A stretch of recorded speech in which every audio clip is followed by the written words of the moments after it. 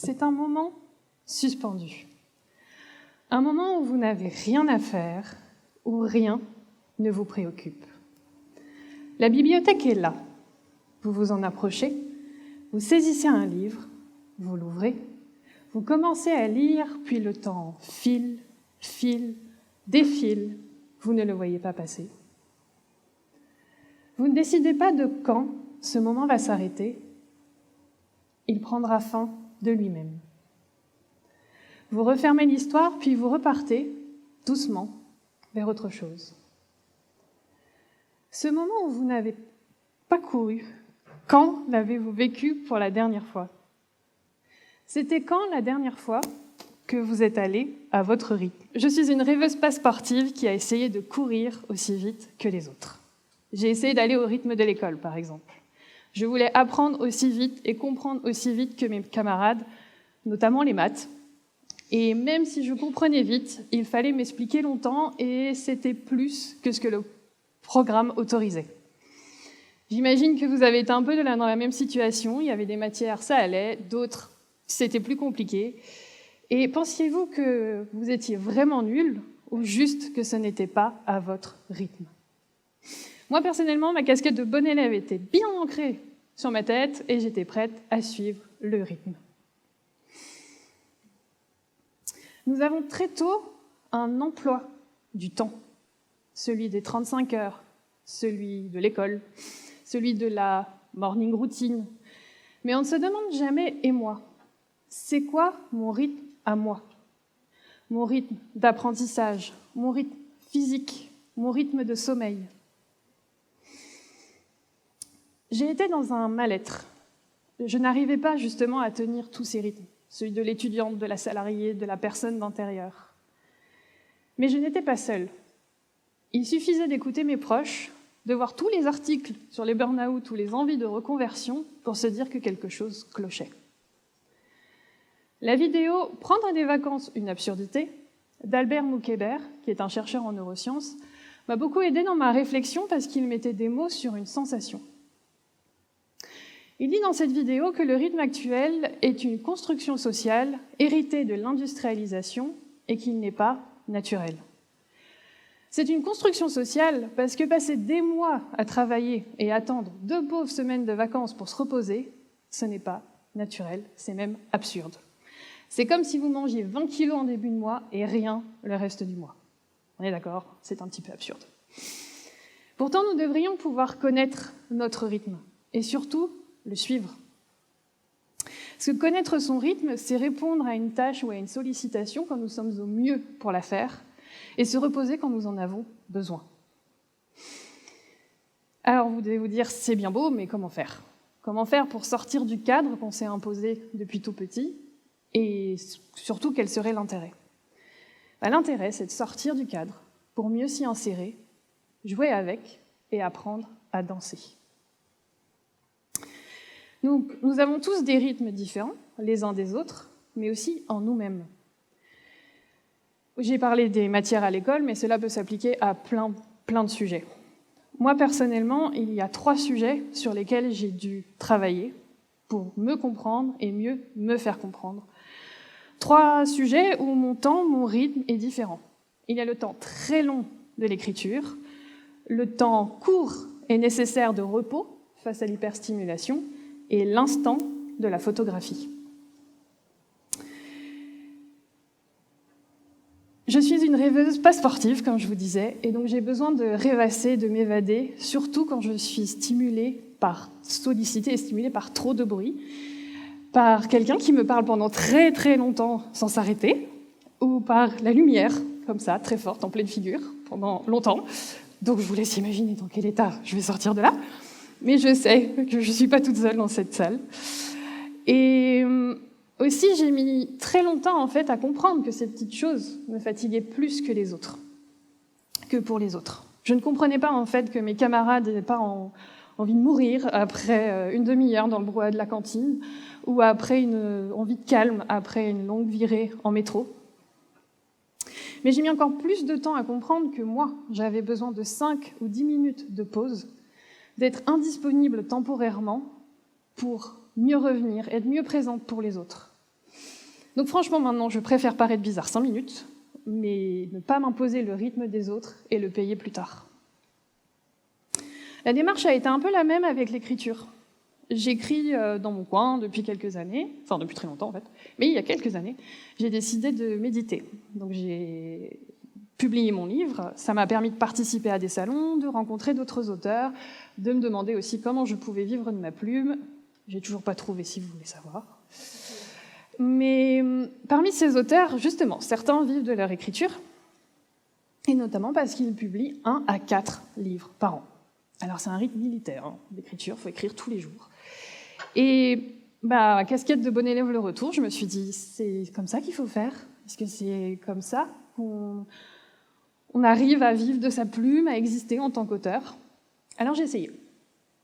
J'ai pas réussi. J'en étais incapable. Vraiment incapable. Et c'est pas très très confortable quand on veut se revendiquer autrice. Surtout que j'arrive, d'un autre côté, à me mettre tous les jours sur mon tapis de yoga ou à aller marcher tous les jours. Écrire, pas possible.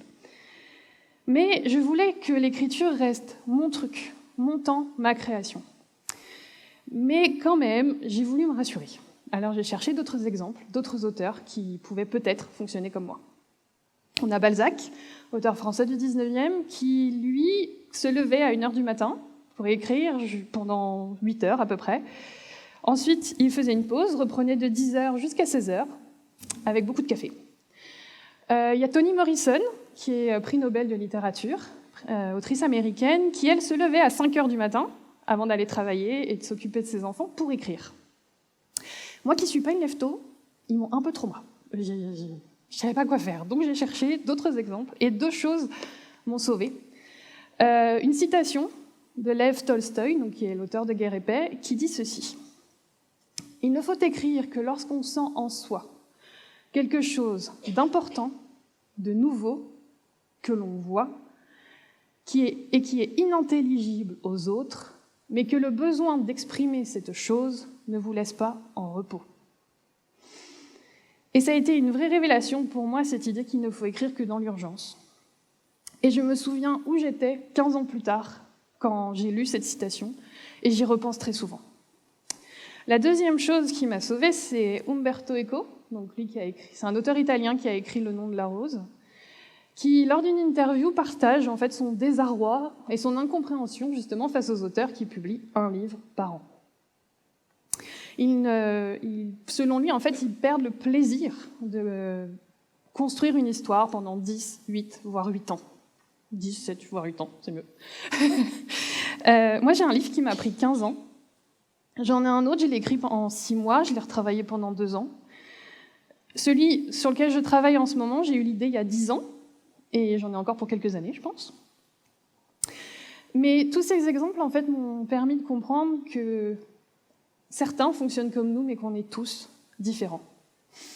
Et malgré les 2 certitudes précédentes, donc que je dois apprendre à me ménager, qu'il me faut 10 ans pour écrire un livre, ce n'est pas du tout valable pour un autre domaine qui est celui de la photographie. En photo, je marche, je vois un truc qui me plaît, je fais une photo, point, je continue. Par exemple, celle-ci, j'étais dans le parc de Ueno à Tokyo, j'ai eu la chance d'aller là-bas, et j'ai vu ces 2 feuilles sur le pavé, j'ai pris en photo et j'ai continué mon chemin. Donc ça change un peu quand même de l'écriture, quoi. Et un jour, mon compagnon, donc je faisais de la photo pour moi, j'en faisais rien de particulier, et un jour, mon compagnon me dit « ce serait pas mal de prendre des cours de photo ». Je me dis « ok, bonne idée », je savais pas quoi faire cette année-là. Donc je m'inscris, j'y vais avec innocence, intérêt pour la photo et ma casquette de bon élève, bien sûr. Le prof nous donne des conseils de technique, bien sûr, des conseils de photos, et il nous demande d'apporter 12 photos par jour, toutes les semaines, pardon. Et il nous parle bien sûr aussi d'autres photographes. Il y a par exemple le photographe Jean-Luc Millen, qui est un photographe français, qui lui peut attendre des mois pour prendre la bonne photo. Ou il y a Kate Berry, qui elle est une photographe de mode britannique, qui peut user de pellicule et de pellicule pour avoir la bonne photo. Ou il y a Viviane Meyer, qui elle sortait tous les jours aussi pour photographier. J'ai encore paniqué, je me suis dit je fais pas ça bien, je fais pas ça comme il faut. Heureusement, il nous parle d'autres photographes, donc il y a par exemple l'italien Mario Giacomelli, photographe italien qui a une carrière incroyable et qui ne savait pas vraiment comment fonctionnait son appareil photo. Donc ça rassure un peu. Et puis je me suis dit, en fait, si ce que je crée ne vient pas à 100% de moi, selon ma recette de sauce, à quoi bon ? Hélène Leuillet, qui est maîtresse de conférences en philosophie, écrit dans son essai « L'éloge du retard », « C'est en se mettant en retard que l'on cesse de se remettre soi-même à plus tard. » Connaître son rythme, c'est le maîtriser, c'est l'adapter selon ses conditions. C'est partir de soi pour mieux s'adapter au monde, pour être mieux présent pour les autres, pour travailler mieux. Je connais mon temps, je sais quand je suis au mieux pour réaliser une tâche, pour répondre à une sollicitation, à une mission. Je me repose quand j'en ai besoin. Ce cheminement m'a été possible parce que j'ai ralenti. J'ai quitté l'autoroute pour prendre un sentier et réfléchir à ce qui se passait dans la société et en moi. Alors la vie continue, la vie défile, mais les priorités changent. Vous autorisez votre temps et vous ne vous imposez pas celui des autres. Alors quand vous sentez que les choses vous échappent, il y a quelque chose de très très simple à mettre en place, et je vous propose qu'on le fasse ensemble, maintenant. Donc tous ensemble, on va suspendre le temps, quelques secondes. Et pour ça, alors vous êtes déjà assis, donc installez-vous plus confortablement dans votre fauteuil. Fermez les yeux. Respirez.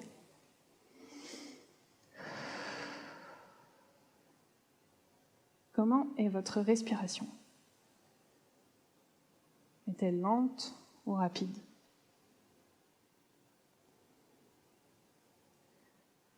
Et le bruit autour de vous, d'où vient-il ?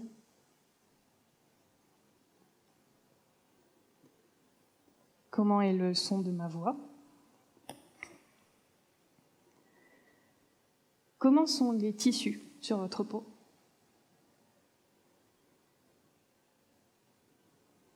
Sentez-vous la présence des autres ? Comment est-ce ? Oisif, on saisit mieux la logique des choses. C'est un haïku de Po Chui, un poète chinois. Donc restez sur le sentier aussi longtemps que vous le souhaitez. Un peu plus loin, il y a une bibliothèque qui vous attend, avec un livre, peut-être le vôtre. Lisez-le à votre rythme. Merci.